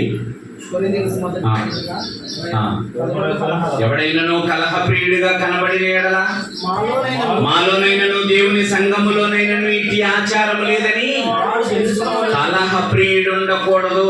కలహాలు పెట్టేవాళ్ళు సంఘములో. హలో హలో ఇది స్పీకర్ ఛార్జింగ్ లేదు. హలో ఏమండి? ఇంకో మాట చదువుకుందాం. కొరింథీయులకు రాసిన మొదటి పత్రిక 11వ అధ్యాయం 17వ వచనం. మీకు ఈ ఆజ్ఞలు ఇచ్చుచు మిమ్మల్ని మెచ్చుకోలను. మీరు కూడి వచ్చుట ఎక్కువ కీడుకే గాని ఎక్కువ మేలుకి కాదు. మనం ఏమనుకుంటున్నాం? దేవుడి సన్నిధికి వస్తే ఆశీర్వాదం వచ్చేస్తుంది, మనం పరలోకం వెళ్ళిపోతామని మనం అనుకుంటున్నాం. కానీ దేవుడు ఏమంటున్నాడు తెలుసా? మీరు కూడి వచ్చుట ఎక్కువ. ఎందుకు? కలహాలు ఉన్నాయి కనుక, గొడవలు ఉన్నాయి కనుక, ఒకరంటే ఒకరికి పడటం లేదు కనుక, మీరు ఏక భావముతో లేరు కనుక, ఏక ఆత్మతో లేరు కనుక. మీరు ఏకాత్మతో లేకపోయినా, ఏకభావంతో లేకపోయినా, సంతోషంతో లేకపోయినా, సమాధానంతో లేకపోయినా, మీరు రావటం మీకేంటి? మీరేం కాదు, కీడే. ఎందుకంటే మీ మధ్య ఏమున్నాయి? గొడవలు ఉన్నాయి. గొడవలు ఉండడానికి కుదరదు, గొడవలు పడడానికి కుదరదు. గొడవలు ఉంటే అది అభివృద్ధి చెందదు. అందుకే మంచి ఉపమానాన్ని చెప్తున్నాడు ఆయన. ఎఫెసీయులకు రాసిన పత్రిక 4వ అధ్యాయం 16వ వచనం. ఎఫెసీయులకు రాసిన పత్రిక 4వ అధ్యాయం 16వ వచనం. ఆయన శిరస్సు అయి ఉన్నాడు, ఆయన నుండి సర్వ శరీరము చక్కగా అమర్చబడి తనలో ఉన్న ప్రతి అవయవము తన తన పరిమాణము చొప్పున పని చేయుచుండగా ప్రతి కీలు వలన కలిగి బలము చేత అతకబడి ప్రేమ యందు తనకు క్షేమాభివృద్ధి కలుగునట్లు శరీరము అభివృద్ధి కలుగు చేయుచున్నది. ఏమర్థమైంది మీకు? చదివేశారు అంతే, రైలు బండి లాగా. ఏమర్థమైంది? ఒక శిరస్సు కింద అవయవాలు సరిగా ఉన్నప్పుడట అవి అభివృద్ధి చెందుతాయి, క్షేమంగా ఉంటాయట. దానికి గొడవలు ఉండవు. ఉంటాయా? ఏమండి, ఇదిగోండి నా తల కింద ఈ అవయవాలన్నీ ఉన్నాయండి, ఏమైనా గొడవలు ఉన్నాయా? కళ్ళకి కానీ, నోటికి కానీ, ముక్కుకు కానీ, చేతులకు కానీ, వేళ్ళకి కానీ, కాళ్ళకు కానీ, నోటికి కానీ ఏమైనా గొడవ ఉందా? ఏ అవయవమైనా మరో అవయవానికి వ్యతిరేకంగా ఉన్నాయా? చప్పట్లు కొట్టండి అనగానే ఏం చేస్తుంది? ఇది ఎలా అంటదా? అబ్బే అలా. దేవునికి స్తోత్రం చెప్పండి అనగానే నోరు ఏం చేస్తుంది? లేవండి అనగానే ఏం చేస్తుంది? కాళ్ళు చెప్పలే, మాట్లాడింది అన్నీ చేస్తాయి కదా. ఆకలేస్తుంది, ఆకలేస్తుందని ఎవరు చెప్పారు? కడుపు చెప్పింది. వెంటనే మైండ్ తీసేసుకుంది దాన్ని. అడుగులు కిచెన్లోకి వెళ్ళిపోయి ప్లేట్ చేతులు వెతుక్కున్నాయి, గరిట్లు చూసుకున్నాయి, అన్నం పెట్టేసుకుంది, కూర వేసుకుంది, చక్కగా మొదలు కలుపుతుంది, నోట్లోకి పెట్టేస్తుంది. నాలుగు అటు ఇటు తిప్పేస్తుంది. పళ్ళే మాటలు ఏం చేస్తుంది? రుబ్బేస్తున్నాయి. గొంతుకి ఏం చేస్తుంది? మింగేస్తుంది. లోపలికి వెళ్ళిన తర్వాత పేగులు ఏం చేస్తున్నాయి? అరగబెట్టేస్తున్నాయి. అరిగిపోయిందంతా మంచి అంతా శరీరానికి ఎక్కేస్తుంది, చెడైంతా మళ్ళీ కిందకి. దేని పని అది చేస్తుందా? దేని పని అది చేయకపోతే నువ్వు చచ్చిపోతావు. తిన్న అన్నం అరగట్లేదు అనుకో, నేను అరిగించను ఇవాళ. రోజు ఏం చేస్తావు? రోజు చేసేదే కదా, ఇవాళ నువ్వు తిన్నబట్టి తిను కానీ, పేగులు కానీ ఏమి పని చేయదు వాళ్ళకి అంటదా? అది తినటంతో అప్పుడే స్టార్ట్ అయిపోయింది పని. అవునా? కూరగాయలు కోస్తున్న గొమ్మిది తెగిపోయింది. మీ చేయగలరు తెగితే అడం చేయగలరు, నాకేం సంబంధం లేదు అంటే వెంటనే ఏం చేస్తే ఆ రక్తం ఎక్కడ వస్తుంది అక్కడ పట్టేసుకుంటుంది. ఆ దగ్గరగా గొడ్డు ఉందా, నీళ్ళు ఉన్నాయా, స్పిరిట్ ఉందా, పౌడర్ ఉందా, అప్పటికి ఏది అవసరం ఉంటే అది దాని మీద ఏం చేస్తుంది, మనం చేయి సహకరిస్తుందా? గొడవలు ఏమన్నా ఉన్నాయా? ఏ చెయ్యికి, ఏ వేలికి, ఏ కాలుకి గొడవలు లేవు అసలు. ఏమంటే ఈ చెయ్యి రోజు అన్నం కలుగుతుందండి. ఈ చెయ్యి ఏం చేస్తుంది రోజు? చెప్పండి. ఈ చెయ్యి రోజు ఏం చేస్తుంది? ఏదో చేస్తుందిలేండి ఇది పొద్దున్నే. ఇది మాత్రం ఏం చేస్తుంది? టిఫిన్ కలుపుతుంది, ఉప్మా కలుపుతుంది, అది కలుపుతుంది, ఇది శుభ్రంగా ఇది చూస్తుంది రోజు. చూడట్లేదా? ఇది చూస్తుంది రోజు. ఇది రోజు మనం రోజు పొద్దున్నే సీరియస్గా వేసి బాత్రూంలోకి వెళ్ళిపోయి కూర్చుండిపోయిన తర్వాత ఇది వెనక్కి వెళ్ళిపోయిందండి. ఏది? ఈ చెయ్యి వెనక్కి వెళ్ళిపోయి అయిపోయింది, మన పని పూర్తి అయిపోయింది బాత్రూంలో. ఇప్పుడు ఏం చేయాలి? కడుక్కోవాల్సిన సమయంలో వెనక్కిపోయిందండి. నేను కడగని ఇవాళ, రోజు నేనే కడగాల, అది కడుగుద్ది ఇవాళ అందా అందనుకోండి ఏమైపోతాం? అలా అంటారా ఏ రోజైనా? మనం అంటాం కదా. మనం అంటామని చెప్పండి, దేవుడి పని నాకు ఒక్కడికేనా? మిగతా వాడు ఎవరికి చెప్పరా? మీకు బాధ్యత లేదా? నేనే ఎందుకు చెయ్యాలి? ఇది ఎక్కడ కొడవరే? నీ చెయ్యి ఎప్పుడు అలా అనలేదు కదరా, రోజు అదే కదరా కడుగుతుంది. రోజు అదే కడుగుతుంది. ఏ రోజు కూడా నేను కాడగాను అన్న మాట నందో పని పూర్తి అయిపోగానే డొక్కించుకుని నీళ్ళు వేసుకుంటూ కడిగేసుకుంటుంది కాదా?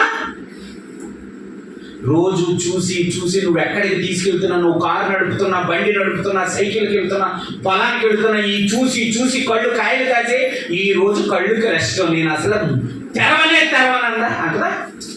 ఎక్కడికి వెళ్తాను? బాత్రూమ్కి వెళ్ళగలవా? వంటగదిలోకి వెళ్ళగలవా? బజార్కి వెళ్ళగలవా? బెడ్రూమ్ దాటి బయటికి రాగలవా? ఏమంటే ఏ అవయవమైనా నీ మీద స్ట్రైక్ చేయమను, ఎంత నష్టం జరిగిపోద్దో కాదా?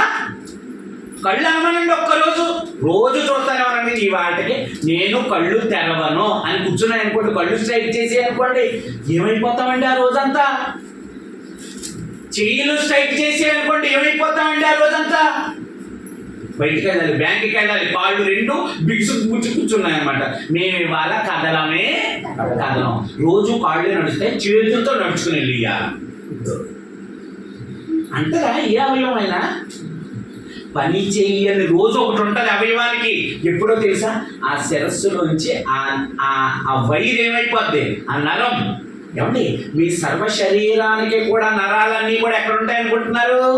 మెదడులోనే ఉంటది. బ్రెయిన్ స్ట్రోక్ వస్తుంది తెలుసా మీకు? బ్రెయిన్ స్ట్రోక్ అంటే ఏంటో తెలుసా?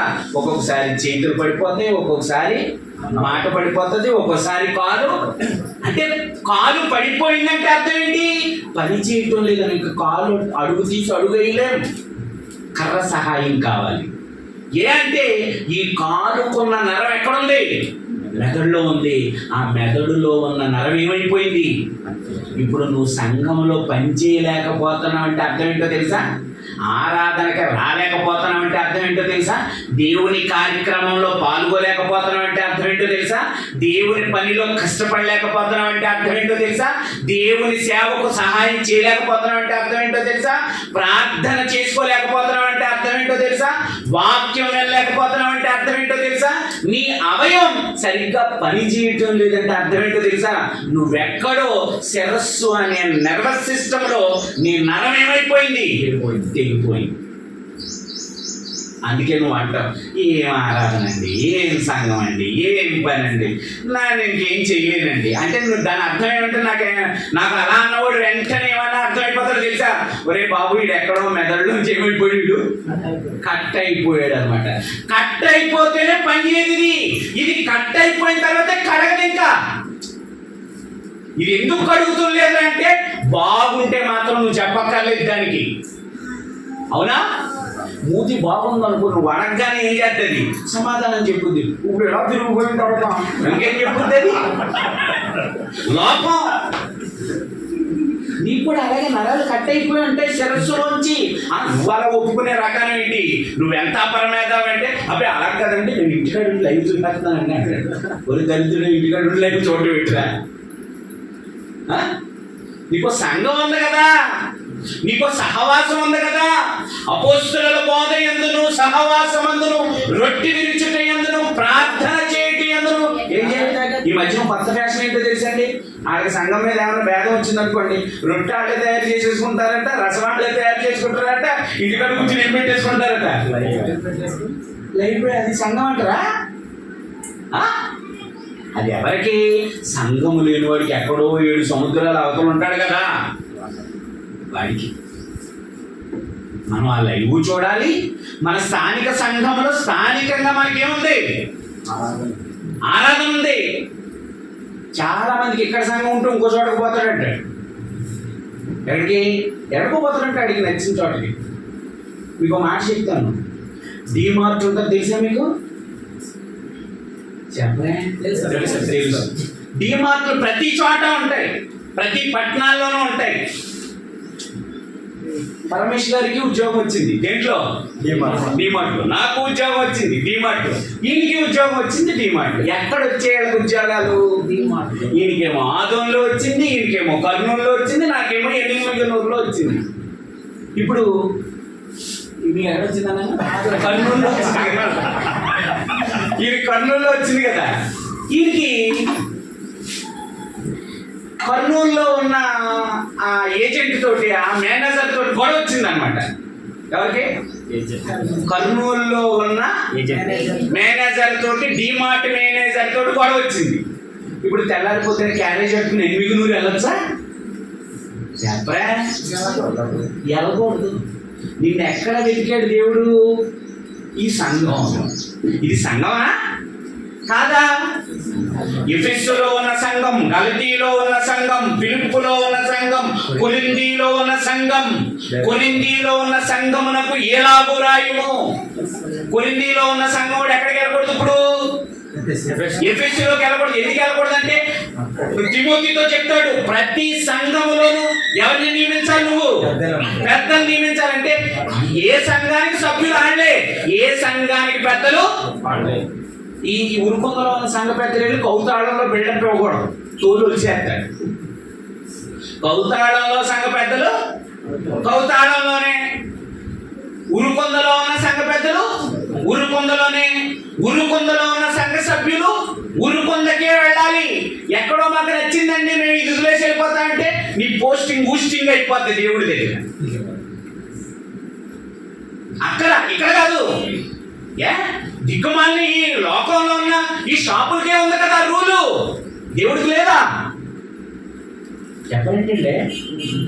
ఎనిమిదనూరులో పోస్టింగ్ వచ్చినాడు ఆదోన్లో చేయకూడదు, ఆదోన్లో పోస్టింగ్ వచ్చినాడు ఎనిమిదనూరులో చేయకూడదు. నువ్వు అవసరమైతే రిజైన్ చేసి బయటికి పో తప్ప.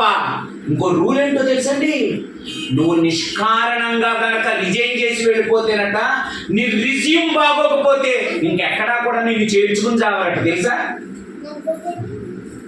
మీకు అర్థమవుతుందా నేను చెప్పేది? ఏదన్నా ఒక దగ్గర నీకు ఉద్యోగం వచ్చినప్పుడు ఆ ఉద్యోగ నిర్వహణ నువ్వు సరిగా చేయకుండా నువ్వు రిజైన్ చేసేసావు అర్థాంతరంగా, అది రిమార్కు. ఎవరికి? ఎవరికి?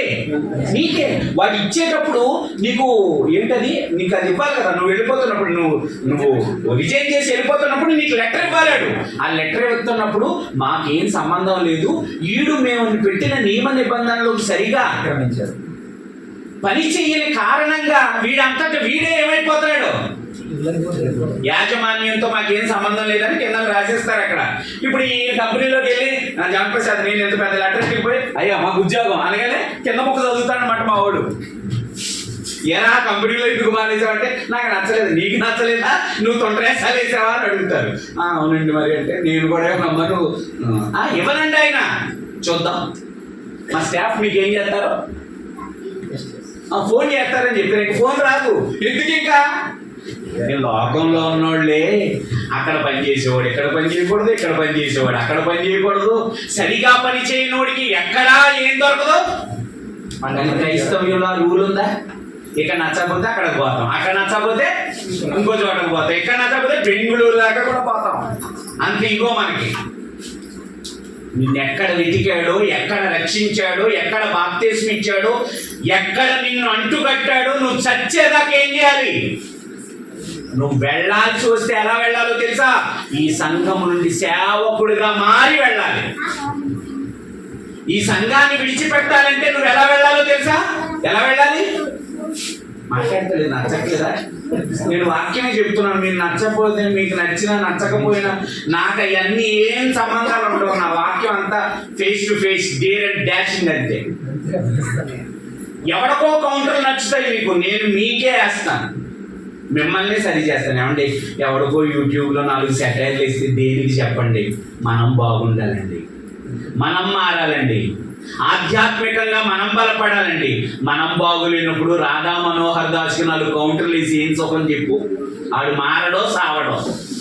పందుల మధ్య మీ ముత్యాలు ఏం చేయకండి, చల్లొద్దని పంది. నా ముత్యాలు ఎందుకు పాడు చేయాలి? మీకు చెప్పాలి నేను. మళ్ళీ ఎలా చెప్పాలో తెలుసా? దేవుని ఎదుట సిగ్గుపడనక్కర్లేని. గుర్కొని వెళ్ళావు కదరా, 3 రోజులు ఉన్నావు కదరా అక్కడ, అది పెట్టిందంతా తిన్నావు కదరా, చెప్పాలి కదరా ఆడికి న్యాయం. చెప్తే అబ్రహ్మం గారు ఏమన్నా అనుకుంటారని చెప్పలేదు ప్రభా. అందుకే ఇటు కాళ్ళు చేతులు కట్టి చేయండి. మీరు బాగానే ఉంటారు, మీ చప్పట్లు బాగానే ఉంటాయి. మీ చప్పట్లు నాకు ఏం అవసరం లేదు. మీరు మరోసారి పిలవకపోయినా కూడా నాకు పర్వాలేదు. ఎప్పుడు ఒకరిని పిలవమని కానీ, ఒకరిని నన్ను కోరుకోమని కానీ నేను ఎప్పుడు అనుకోను. ఉన్నది ఉన్నట్టుగా ఎలాంటి వాడైనా కానీ ఇయ్యాలి. ముఖం మీదే వాక్యాన్ని చెప్పాలండి. శరీరంలో ఏ అవయవానికి కూడా గొడవలు లేవండి. మనలో చాలా గొడవలు ఉంటున్నాయి. ఆ గొడవలకి కారణం ఏంటో తెలుసా? దేవుని సంఘం అభివృద్ధి జరగకుండా ఆగిపోద్ది. ప్రియమైన దేవుని పిల్లల, కనుక ఎవరి మధ్య భేదాభిప్రాయాలు ఉండడానికి వీల్లేదు. ఒకవేళ ఉన్నా వాటిని ఏం చేసుకోవాలో తెలుసా? చర్చించుకోవాలండి. చెప్పాడు కదా దేవుడు, నా సహోదరుడు నా ఎడల తప్పిదము చేస్తే నేను ఎన్ని మార్లు సహించాలి? 7 మార్లు మట్టుగా. అంటే ఆయన ఏమన్నాడో తెలుసా? 70 ఏళ్ల మార్లు మట్టుగా. అంటే దాని అర్థం ఏంటో తెలుసా? ఆడు చేస్తూనే ఉంటాడు, నువ్వు సహిస్తూనే ఉండాలి. దాని అర్థం ఎప్పటిదాకా ప్రభు అంటే నువ్వన్నా చావాలి, ఆడన్నా చావాలి. ఇదేంటి ప్రభా మారాడు? అది నాకు తెలియదు కొడుక. ఆడు చేస్తూనే ఉంటాడు, నువ్వు సహిస్తూనే ఉండు. ఎప్పుడు దాకా? 70 ఏళ్ళు, జీవితకాలం. 70 ఏళ్ళు అంటే ఏంటది? జీవితకాలం. మనం కూడా అంతేనండి, క్షమించాలి ఎవరినైనా. తప్పు చేశారని వారిని పక్కన పెట్టడానికి లేదు, తప్పు చేశారని వాడిని విడిచిపెట్టడానికి లేదు. ఒక మాటలో చెప్పాలంటే తప్పు చేసిన వాడిని మనం ఎక్కువ ప్రేమించాలి. మళ్ళీ మీ శత్రువులను ఏం చేయండి? ఇది ఎక్కడ గొడవ అసలు? శత్రువుని ఎవడైనా ప్రేమిస్తాడా? అంటే ఈయన నన్ను శత్రువు అనుకున్నాడు అనుకోండి, నన్ను ప్రేమించగలడా? మనసిప్పి మాట్లాడేమండి, ఇంకా ప్రేమ ఆడి నుంచి వస్తుందండి. బైబిల్ అంతా చాలా వెరైటీగా ఉంటుంది.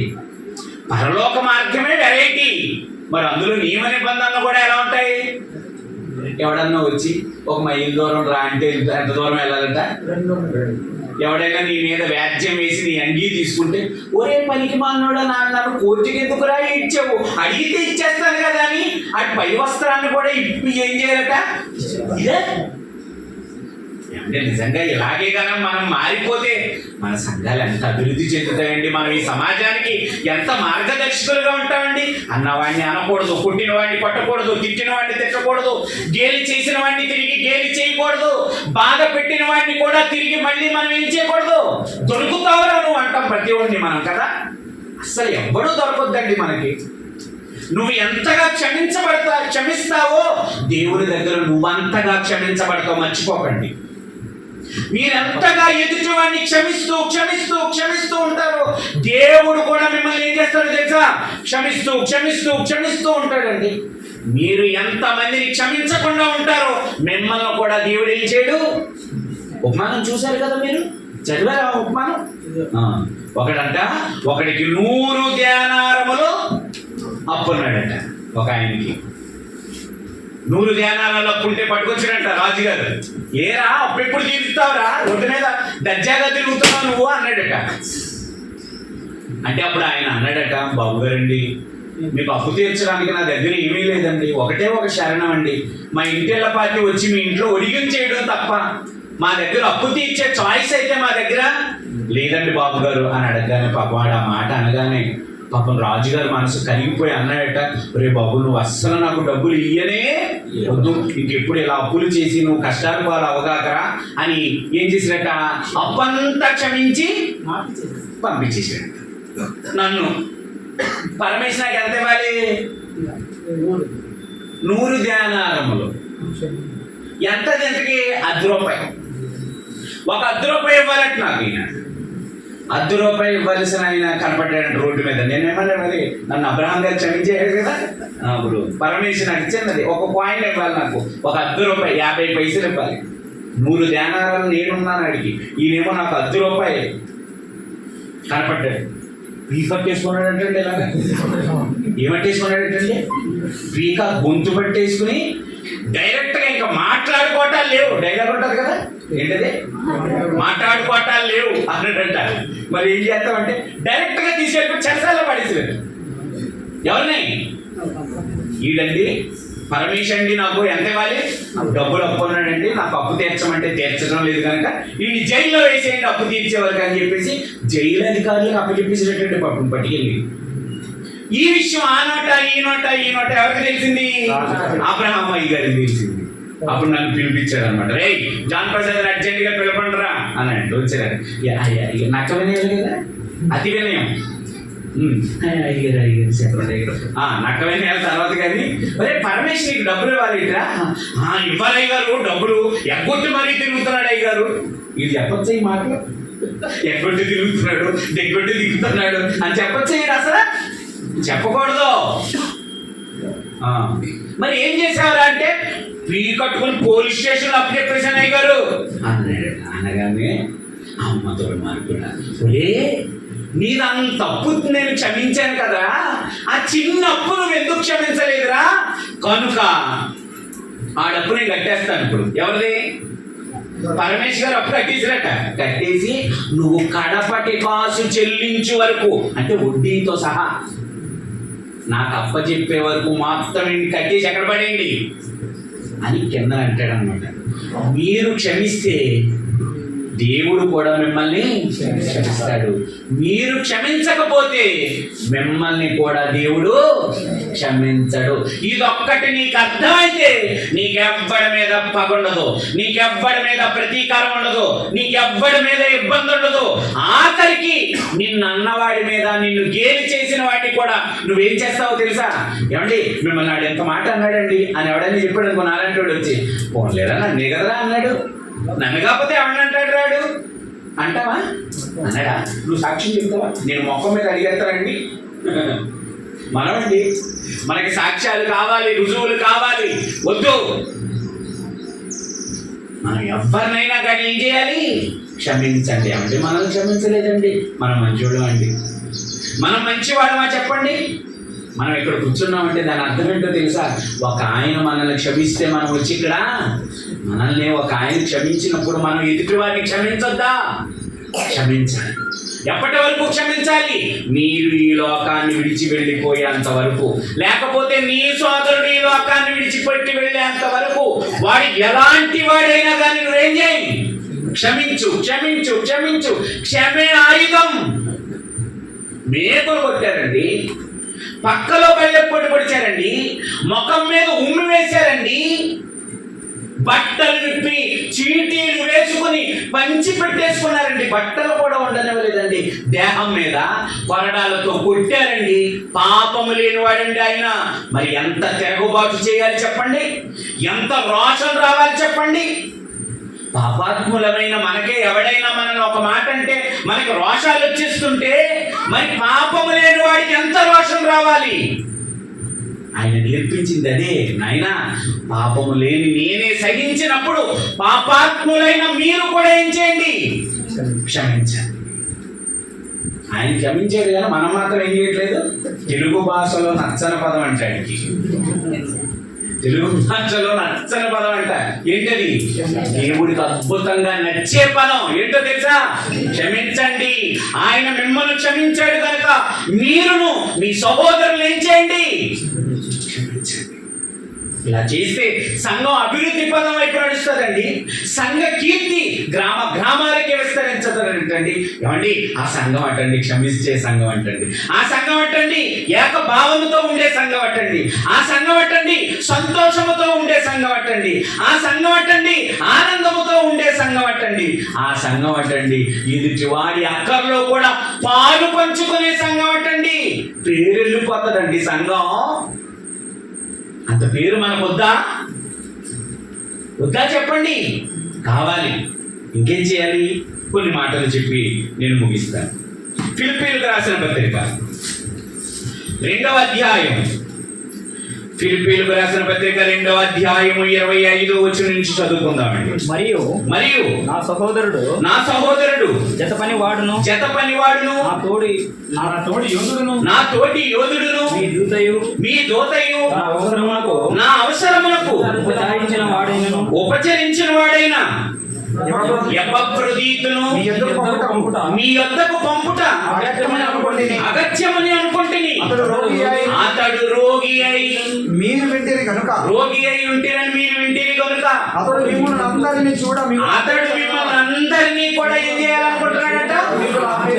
చూడ మిగుల అపేక్ష గలవాడై ఉండి విచారపడుచుండెను. నిజముగా అతడు రోగి అయి చావునకు సిద్ధమై ఉండెను గాని దేవుడు అతనిని కరుణించెను. అంటే సేవకులు ఒక మంచి సహకారి. ఎవరికి? ఏమంటే ఫర్ సపోజ్ ఎవరైనా ఒక సంఘంలో ఉన్న వ్యక్తికి చావు రోగం వచ్చిందనుకోండి, పని చేయాలని ఉంటుందంటే ఎవరికైనా? ఎవరికి? ఏ పని? దేవుడి పని చేయాలని ఉంటుందా? ఫర్ సపోజ్ నేనే అబ్రహాము గారి సంఘ సభ్యుడిని అనుకుందామండి. నేనే అనుకుందాం, నాకు క్యాన్సర్ వ్యాధి వచ్చింది. ఇప్పుడు నన్ను పని చేయమని చెప్పగలరా ఇతను? బాబు పోస్టల్ అంటే తనకు రామ్మ అంటారా, నన్ను స్టేజ్ చేస్తున్నారు రామ్మ అంటారు, నన్ను దేవుడి పనిలో సహాయంగా ఉండని అడుగుతారా? నన్ను అడుగుతారా? అడగరు. కానీ ఎపఫ్రోదితుకి ఏ రోగం అంట? ఏ రోగం అంట? చావు రోగం. ఎపఫ్రోదితుకి ఏ రోగం? చావు రోగం. ఆ కింద వచ్చిన చదివితే అంటాడండి, ఏమంటాడో చూడండి. నిజముగా అతడు రోగి అయి చావునకు సిద్ధమై ఉండెను గాని దేవుడు అతనిని కనికరించెను. అతనిని మాత్రమే గాక నాకు దుఃఖము మీద దుఃఖము కలుగుకుండుటకై నన్నును కనికరించెను. కాబట్టి ఏమండి 29వ వచనం చదువుకుందామండి. 28వ వచనం. కాబట్టి మీరు అతనిని చూచి మరలా సంతోషించు నిమిత్తము నాకున్న దుఃఖము తగ్గు నిమిత్తము అతనిని మరి శీఘ్రముగా పంపితిని. నా ఎడల మీ పరిచర్యలో ఉన్న పొదుగును తీర్చుటకై అతడు తన ప్రాణమునైనను ఏం చేయలేదట? ఏమన్నా అర్థమైందా మీకు? మీరందరూ కూడా సంఘంలో పనిచేయాలంటే ఆరోగ్యం ఉంటేనే పని చేస్తానంటారు కదా మీరందరూ, అవునా కదా? శరీరం బలంగా ఉండి ఆరోగ్యంగా ఉన్నప్పుడే పని చేస్తామంటారు. ఈయన ఎలాంటి స్థితిలో పని చేస్తున్నాడట? రోగి. ఆ రోగం కూడా ఎలాంటి రోగం? చావుకు దగ్గరైపోయిన రోగం. అలాంటి పరిస్థితులు అయితే అంటున్న మాట ఏంటో తెలుసా? నా ఎడల మీ పరిచర్యలో ఉన్న కొదువును తీర్చుటకై. అంటే అలాంటి స్థితిలో, రోగం వచ్చిన స్థితిలో, చచ్చిపోయే స్థితిలో పరిచర్యలో ఉన్న కొదువును తీరుస్తాడా? అంటే సంఘ సభ్యుడు ఎలాంటి పరిస్థితుల్లోనైనా సంఘములో ఉన్న కొదువును ఏం చేయాలి? బయటికి వెళ్ళిన భర్త ఇంటికి వచ్చేటప్పుడు భార్యకు ఫోన్ చేసి ఏమడుగుతాడు తెలుసా? బాధ్యత కలిగినాడు. అమ్మాయి వచ్చేస్తున్నాను, ఏమైనా కావాలా అని అడుగుతాడా? అడగడా? బాధ్యత లేనివాడు ఉంటాడు. ఆడికి మనం 10 సార్లు ఫోన్ చేయాలి. ఏమని? వచ్చేటప్పుడు బెండకాయలు మర్చిపోకు, టీ పొడి మర్చిపోకు, పెరుగు మర్చిపోకు అంటారు. ఇది చెప్పినాడు మర్చిపోయి వస్తాడు. నీ దొంపదగా నిన్నేం చేస్తే బుద్ధి వద్దరా నీకు అంటే వీడు. అంటే బాధ్యత ఉన్నవాడికి బాధ్యత లేని వాడికి చాలా తేడా. బాధ్యత ఉన్నవాడు అడుగుతాడు. మీరు ఏమైనా అడగగలుగుతున్నారా? సంఘములో ఉన్న కొదివేంటో తెలుసు. ఒక రోగి అడుగుతున్నాడండి. మీకు అర్థమైంది ఆ పాట? సంఘాలు ఎందుకు అభివృద్ధి చెందాయి అనుకుంటున్నారు? సంఘములో ఉన్న విశ్వాసులు, సంఘ సభ్యులు చాలా సీరియస్ గా తీసుకున్నారు. దేన్ని? సంఘాన్ని, దాని అభివృద్ధిని. నా ఎడల మీ పరిచర్యలో ఉన్న కొదువును తీర్చుటకై తన ప్రాణమునైనను ఏం చేయలేదట? ఇచ్చుటకైనను లక్ష్య పెట్టక. అది మనం ఏంటి? తలనొప్పి వస్తే రావు, జ్వరం వస్తే రావు, నీరసం వస్తే రావు, చుట్టాలు వస్తే రావు. నీకు రావాలనిపించకపోయినా రావు. ఏదో ప్రసంగం గోపు మీద కొట్టేసింది మన వారం, అంతే. నెక్స్ట్ వారం కాళ్ళు ఎత్తేస్తామంటే ఏ అంటే నా కోసమే చెప్తాను. నీ కోసం ఎందుకు చెప్పాలి అసలు? అది నీ బుద్ధిహీనత. నీ కోసం చెప్పడం అనేది నీ బుద్ధిహీనత. అసలు వాక్యం అనేదే నీకు. అసలు మీరు అది మర్చిపోతే సంఘానికి వస్తే నేనేం చేయను? అసలు నువ్వు నీ కోసం అని వచ్చావా, పక్కడి కోసం అని వచ్చావా? ఏమంటే ఎవరి కోసం అని వచ్చారండి మీరు? మీ కోసం అని వచ్చారా, పక్కడి కోసం అని వచ్చారా? దేవుడు నాతో ఏం మాట్లాడతాడని వచ్చారు. మరి మీకోసం చెప్తుంటే మళ్ళీ నా కోసం చెప్పాడని ఎత్తేవా చేస్తాడండి? ఇది ఎక్కడ దుర్మార్గకరమైన మాట? నీకే చెప్తాను, డైరెక్ట్ గా చెప్తున్నాను. నీకే తగులుతాయి. నీకే నొప్పి ఉందో, నీకే బాధ ఉందో, నీకే సమస్య ఉందో అదే మాట్లాడతారు ఇక్కడ. కాదటారా? డాక్టర్ గారి దగ్గరికి వెళ్ళాను. మందులు ఎవరికి రాస్తాడు? నాకేనా రాస్తాడు? అయ్యి బాబు వద్దండి బాబు, పరమేశ్వర్ గారు, రామప్రసాద్ గారికి మందులు రాయలేనండి నేను. పాప ఆయనకి రాసే అంత గొప్ప నేను కాదండి అంటాడా డాక్టర్? చచ్చిపోతాను నేను. నా మీద అంత అభిమానం ఉందా? నేనేమనుకుంటానన్నా, నాకు షుగర్ ఉంటే షుగర్ ఉందని చెప్పాలి, నాకు బీపీ ఉంటే బీపీ ఉందని చెప్పాలి. ఈ మందులు వేసుకోవాలి, నాకే మందులు ధర్మవాది. వచ్చావు, కూర్చున్నావు, మెడిసిన్ వేస్తాను నేను. నీకు ఒకవేళ ఆ రోగం ఉంటే నా ట్యాబ్లెట్లు తీసుకుని ఏం చేయి, వేసుకో. అంతే తప్ప నా కోసం ప్రసంగం చేసేది నేను ఇంకెప్పుడు ఎలా? వైద్యం హాస్పిటల్కి వెళ్తే నీకే చేస్తారు, పక్కోడికి చేయరు. పక్కోడికి చేస్తే నువ్వు పోతావు, నీకు చెప్తే నువ్వు బతుకుతావు. నేను వాక్యం నీకే చెప్తే నీ ఆత్మ బాగుపడుద్ది. నేను పక్కోడికి చెప్తే ఆడు బాగుపడతాను, నువ్వు పాడేవు. అంతేనా? ధర్మం ఏం చేశారట? మా ఎడలు నీకున్న పరిచర్యలో ఉన్న కుదువును తీర్చుటకై తన ప్రాణమునైనను లక్ష్య పెట్టక క్రీస్తు యొక్క పని నిమిత్తము చావునకు సిద్ధమై ఉండెను కనుక. రోగం వస్తే చావటం కాదట. దేవుడి పనిలోనైనా నేను ఏమైపోతాను? చచ్చిపోతాను. మీరు అనుకుంటున్నారా? చూడండి, దేవుని పని కోసం ప్రాణం పోయే పరిస్థితుల్లో, రోగం ఉన్న పరిస్థితులలో కూడా ప్రాణం పెట్టాలనుకుంటున్నాడు. అంత గట్స్ ఉండాలి దేవుని సంఘంలో మనకి. చూడండి, ఇంకొకరు చూపిస్తాను మీకు. అప్పుడు రోమీయులకు రాసిన పత్రిక 16వ అధ్యాయం 3-4 వచనాలు. రోమీయులకు రాసిన పత్రిక 16వ అధ్యాయము 3-4 వచనాలు. క్రీస్తు యేసునందు నా జత పనివారైన ప్రిస్కిల్లకును అకులకును నా వందనాలు చెప్పండి. అయ్యి బాబు, వీళ్ళట ఎపఫ్రోదితు గారి క్యారెక్టర్ వేరు. మళ్ళీ ఏంటది? పరిచర్యలో ఉన్న కొదువులు తీర్చడానికి ప్రాణం పెట్టేస్తాడు. వీళ్ళతో డిఫరెంట్ క్యారెక్టర్. ఇక్కడ మీకు అర్థమైందో లేదో నాకు తెలియదు. ఏంటి డిఫరెంట్ క్యారెక్టర్ చెప్పనండి. వీళ్ళు దేవుడి కోసం కాదు, పరిచర్య కోసం కాదు. ఎవరి కోసం? సేవకుని కోసం. సేవకుని కోసం. ఆ మాట ఎందుకు అంటున్నారు తెలుసా?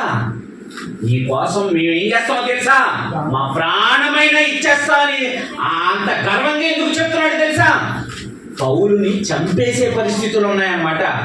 అప్పుడు ఈ భార్యాభర్తలు ఇద్దరు వెళ్ళి నిలబడి అంటున్నారట, అయ్యా నువ్వేం చెప్పాలనుకుంటున్నావో, ఎక్కడ చెప్పాలనుకుంటున్నావో, ఏం ప్రకటించాలనుకుంటున్నావో నిరభ్యంతరంగా వెళ్ళి ఏం చేయి, ప్రకటించు. నిన్నెవడైనా చంపాలి అంటే మొదట ఎవరిని చంపాలి? మమ్మల్ని చంపాలి. మేము చచ్చిపోయేదాకా నీ చావు గురించి నువ్వు ఆలోచించుకో. మేము ఉన్నంత కాలం చావు నీ దగ్గరికి భరోసా.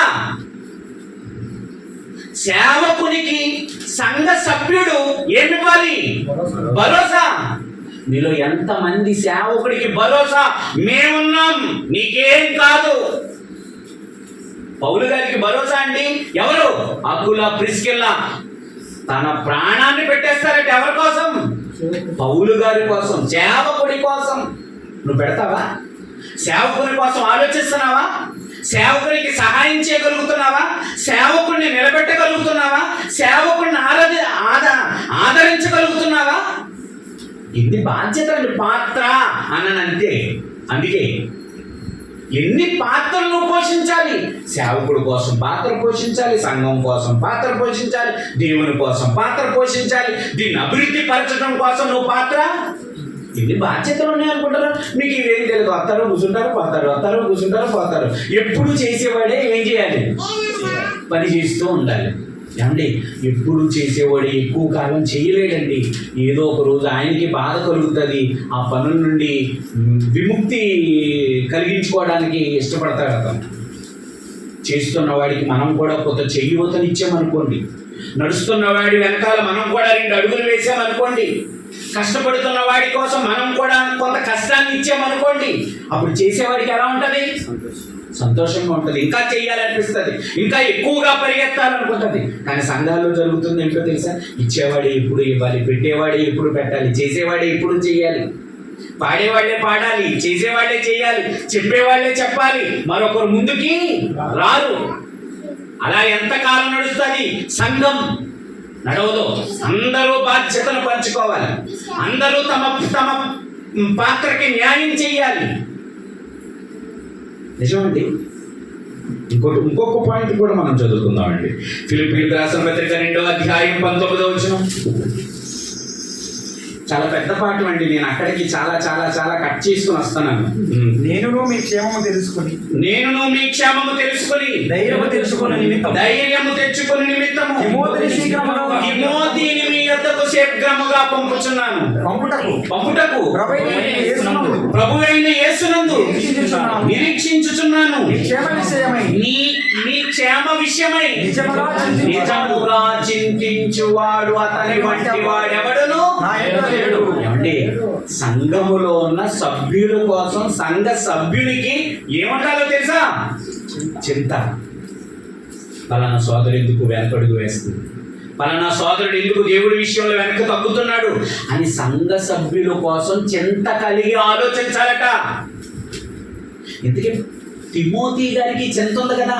నిజముగా మీ విషయమై చింతించువాడు అతని వంటి వాడెవడను లేడు అంటున్నాడు కదా. ఇంతకీ ఈ చింత ఇతనికి ఎక్కడిది? కొరింథీయులకు రాసిన 2వ పత్రిక 11వ అధ్యాయం 28వ వచనం. 2 కొరింథీ 11:28. కొరింథీయులకు రాసిన 2వ పత్రిక 11వ అధ్యాయం 28వ వచనం. ఇవియుగాక సంఘములన్నిటి గురించి చింత. ఎవరికి ఉంది చింత? అపోస్తలుడు పౌలు గారికి సంఘాల గురించిన చింత. సంఘాల గురించి అంటే షెడ్ల గురించి, గోడ గురించి కాదు, సంఘములో ఉన్న సభ్యుల గురించి చింత. సేమ్ ఇదే క్యారెక్టర్ ఎవరిలో కనపడుతుంది ఇప్పుడు మళ్ళీ మనకి? తిమోతి గారిలో కనపడుతుంది. చూడండి, అంటే సంఘ సభ్యులు ఏం కలిగి ఉండాలట? చింత కలిగి ఉండాలి. సోదరుల కోసం, సోదరీమణుల కోసం. ఏంటి, ఏం చేస్తున్నారు? భక్తిగా ఉంటున్నారా? ప్రార్థన చేసుకుంటున్నారా? ఆత్మీయంగా ఎదుగుతున్నారా అని మనలో మనమే పర్యవేక్షించుకోవాలి. ఇదంతా ఈ భారము దినదినము నాకు కలుగుచున్నది. ఎవడైనా బలహీనుడాయనా నేను బలహీనుడు కానా? ఎవడైనా తొట్టిల్లిపోయాడా నాకును మంట కలగదా? చూసారా, ఎవరు తొట్టిల్లిపో ఈ చింత అంతా ఎందుకో తెలుసా? బలహీనులు అయిపోకూడదు. చాలా మంది సంఘంలో బలహీనులు అయిపోతారు, నిరుత్సాహానికి లోనైపోతారు, నిస్పృహకు లోనైపోతారు, సంఘానికి దూరం అయిపోతారు, ఆరాధనకి రారు, సమావేశాలకు రారు, కార్యక్రమాలకు సహకరించరు. వీళ్ళందరిలోనూ జోష్ నింపాలి అంటే నీకేముండాలో తెలుసా? నీ పక్క సభ్యుడి విషయమై నీకేముండాలి? సరదాగా వేళకోళాలు ఆడుకోవడం మాత్రమే కాదు, హాయ్ బాయ్ చెప్పుకోవటం మాత్రమే కాదు, ఒకరి ఆత్మీయ స్థితి ఎలా ఉందో ఒకరు ఏం చేసుకోవాలి? అంచనా వేసుకోవాలి. ఆ సహోదరుడు ఎలా ఉంటున్నాడు వాక్యం విషయంలో, వాక్యం వింటున్నప్పుడు ఎలా ఉంటున్నాడు, సంఘానికి వచ్చినప్పుడు ఎలా ఉంటున్నాడు, సంఘానికి రానప్పుడు ఎలా ఉంటున్నాడు, ఎన్ని బాధ్యతలు ఉన్నాయో తెలుసా? మనం ఏదో ఇక్కడ కూర్చుంటాం, అందరం చెప్పుకుంటాం, మళ్ళీ ఇక్కడికి వచ్చేదాకా ఒకడికొకటి సంబంధం అలా వద్దండి. చాలా బాధ్యతలు ఉన్నాయండి మనకి, చాలా పనులు ఉన్నాయండి మనకి సంఘంలో. దీన్ని అభివృద్ధి పొందించవలసిన బాధ్యత మనదండి. దీన్ని దేవుని మహిమ కొరకు, దేవుని రాకడ కొరకు ఎత్తబడే సంఘముగా ఆయత్తపరచవలసిన బాధ్యత మనందరి మీద. ఇక్కడ కూర్చున్న వాళ్ళు ఏ ఒక్కరు విడువబడకూడదండి, ఏ ఒక్కరు అగ్నిలోనికి వెళ్ళిపోకూడదండి. యేసు వచ్చినప్పుడు ప్రతి ఒక్కరు ఆయన్ని కలుసుకోవాలండి. ఆయన కలుసుకోవాలి అంటే మనం అందరం కూడా ఇందులో చెప్పబడిన ఈ నీతి సూత్రాలన్నిటినీ కూడా ఏం చేయాలి? పాటించాలి, అవలంబించాలి. అప్పుడు మన సంఘం జీవము కలిగిన సంఘం, ఎత్తబడే సంఘం, ఆయన రాజ్యములో ఉండే సంఘం. ఇన్ని బాధ్యతలు కలిగిన క్రైస్తవులు సంఘంలో ఎలా ఉంటున్నారో ఒకసారి మిమ్మల్ని మీరే ఏం చేసుకోండి? పరీక్షించుకోండి, పరిశీలించుకోండి. సంఘం ఎడల జాగ్రత్త కలిగి ఉండండి, సంఘం ఎడల బాధ్యత కలిగి ఉండండి. సంఘం కొరకు దేవుడు ఎలా ఉండమని చెప్పాడో అలా ఉండండి. సంఘంలో గొడవలు కానీ, కక్షలు కానీ, భేదాలు కానీ, అల్లర్లు కానీ ఏమి ఉండడానికి మాత్రం వీలు లేదు. ఒకవేళ ఏదైనా ఉంటే మిమ్మల్ని మీరు ఏం చేసుకోండి? సరి చేసుకోండి. చెప్పినందుకు నన్ను మాత్రం మీరు ఎవరు అన్యదా భావించవద్దు. కేవలం వాక్యం ఉంది, చెప్పాల్సిన బాధ్యత నా మీద ఉంది. వినడం, వినకపోవడం, సరి చేసుకోవడం, సరి చేసుకోకపోవడం, సంఘాన్ని అభివృద్ధి పదం వైపు నడిపించడం, నడిపించకపోవడం, అది మీ బాధ్యత. ఏం చేస్తారో మీరే నిర్ణయించుకోండి. సరిదిద్దుకుంటే ఆయన మహిమలో ఆయన్ని కలుసుకుంటారు, లేదా మిమ్మల్ని బాగు చేసేవాళ్ళు ప్రపంచంలో ఎవరు? ప్రార్థన చేసుకుందాం. ప్రియమైన తండ్రి, మీరు ఇచ్చిన ఉచితమైన కృపను బట్టి మీకు ఎన్నో వందనములు, స్తోత్రములు తెలియజేస్తాం. సంఘ ఆవిర్భావ దినోత్సవాన్ని ఈ రీతిగా మేమందరం జరుపుకోవడానికి మీరు చూపిన దయను బట్టి మీకు వందనములు తెలియజేస్తూ, ముందున్న కేక్ కటింగ్ కార్యక్రమంలో మీరు మాకు తోడుగా ఉండమని, పిల్లలందరికీ నిజమైన సంతోషాన్ని, సమాధానాన్ని అనుగ్రహించమని, మీ కొరకు నమ్మకంగా బ్రతికి మీ ఇష్టాన్ని నెరవేర్చి సంఘాన్ని అభివృద్ధి పదం వైపు నడిపించి సంఘం అనేక సంఘాలకు మార్గదర్శకమైన సంఘముగా ఉండుటకు, విస్తరించుటకు మీ కృపను అనుగ్రహించండి. సంఘ సభ్యులందరినీ దీవించండి. యేసు నామాన్ని ప్రార్థన అడుగుతున్నాము తండ్రి, ఆమేన్.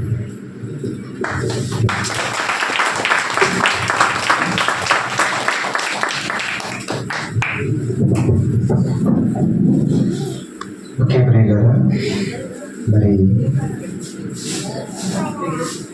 ఎన్నో విలువైన